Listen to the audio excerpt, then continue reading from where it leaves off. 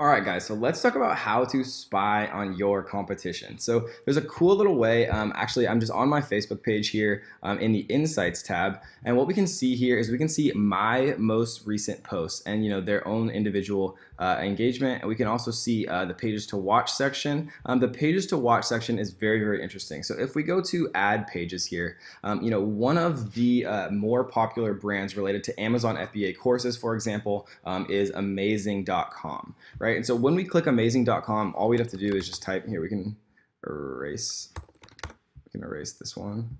We can go amazing.com, right? And it'll bring up the website, except I just erased it, so it probably messed up the search somehow.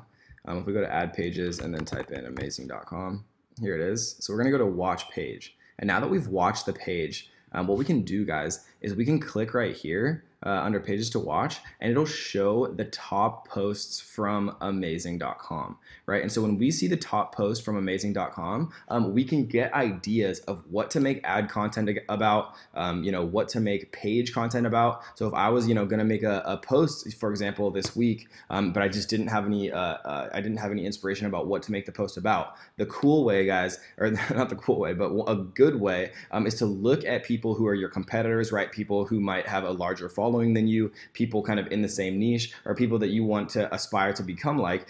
Go add them to your watch page, just like I showed you right there, and then look at their top posts, right? Do you ever feel like you take 2 steps forward and 1 step back? It's things like this that destroy productivity, steal your time, and crushes your momentum. Watch this video where we'll divulge a top mistake sellers make. You don't want to miss this, right? So very curiosity kind of invoking and very clickbaity, with you don't want to miss this. Attention, want to learn how to turn your business into a traffic and customer magnet with just one strategy, learn how at, right? So a lot of different kind of clickbaity ways to try to make people kind of interact and watch this particular video. And so, if I was going to make some content, I would probably make something that went along the lines of discover the #1 mistake sellers make that destroyed their marketing momentum, right? Or maybe, for example, if I wanted to become like an entrepreneur, I might type in Gary Vaynerchuk, right? And I would click watch page.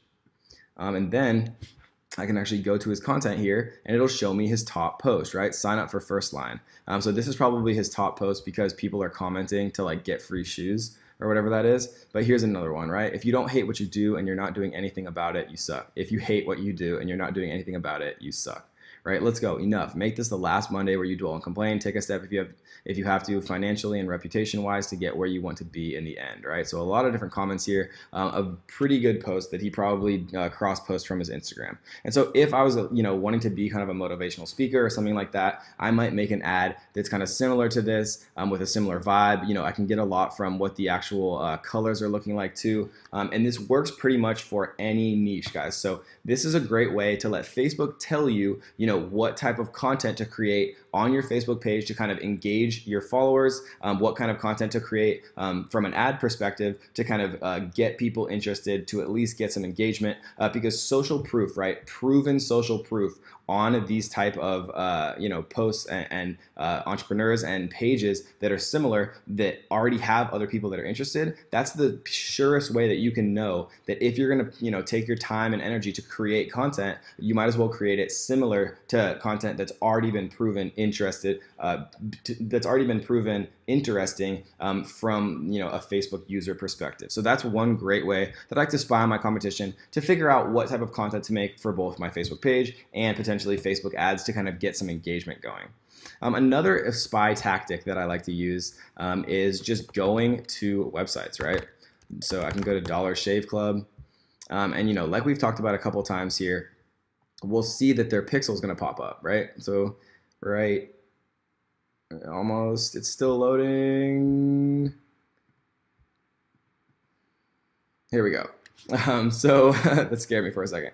So here's their pixel. It just took a second to load. And so now that I've been pixeled, right, I'm going to get advertisements from Dollar Shave Club, in general, because it's now pixeled me as the standard event view content, right? I've now viewed the content. But if I wanted to, go even further and see some of their dynamic product ads, maybe I owned a shaving company, maybe I owned a beard company, things like that, then what I would do is I would go in, maybe I owned like a kind of a beard starter kit, or if I owned like an oral care company, right? They even have oral care now.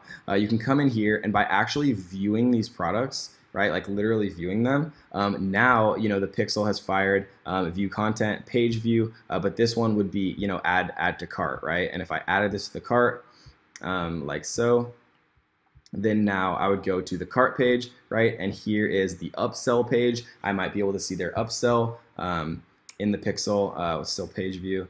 So I'm gonna go no thanks. And you know, this would be kind of the add information page. And so all by actually navigating their pages, by adding things to cart, by viewing products, by viewing, you know, their overall content, by adding your email to their email list, it's a great way to go and figure out kind of what some of the best players in the game, especially in your niche, are doing. So if you owned, you know, a shaving company, Dollar Shave Club would be a perfect example. If you owned, you know, an e-commerce company, going out and searching, you know, like drone store. Let's say that I owned a drone store. I would see what Google is actually is kind of advertising to me. And so, you know, it looks like they're advertising some that are actually local, which is interesting.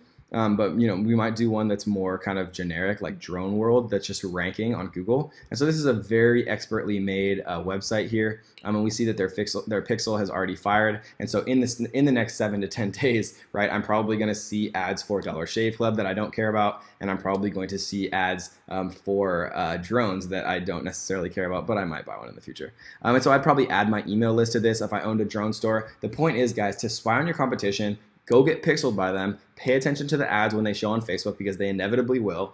You know, add your Facebook, or excuse me, add your email to their email list, so you start to see what their email sequences are like, their email marketing is like. And you know, if you want to, buy a product and see what happens, right? Because if you buy a product, you're exposed to all of their cart and thank you pages, and you're exposed to, you know, their thank you emails if they offer, you know, upsells via discounts via email, right? It's the best way to spy on your competition, guys, is to actually get involved, go see and figure out who the best person, most successful person doing it is, and then, you know, use them for inspiration, right? So I hope you guys enjoyed that one, and let's get to the next.